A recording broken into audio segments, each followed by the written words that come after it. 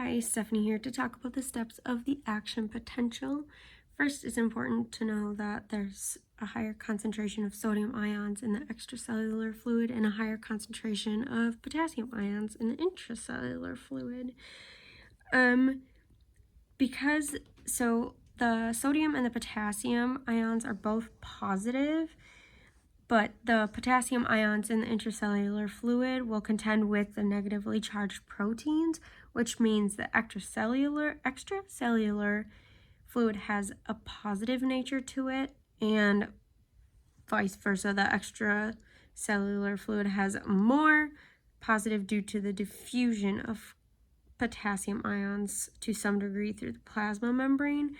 So this difference means that there's an electrical potential that exists at the membrane, but it's actually represented with a -70 value because this is the resting potential, which it's actually, the membrane is in a polarized state.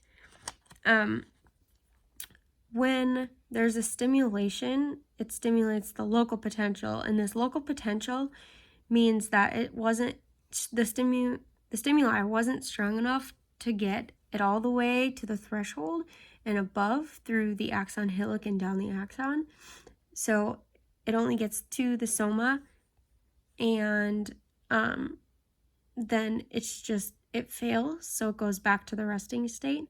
But if this threshold is met at this -55 value, then when the sodium gates open and the sodium ions diffuse into the intracellular fluid, it disrupts this resting state here, and it goes into a rapid depolarization. And this is the reduction of the difference between the intracellular and the extracellular fluid.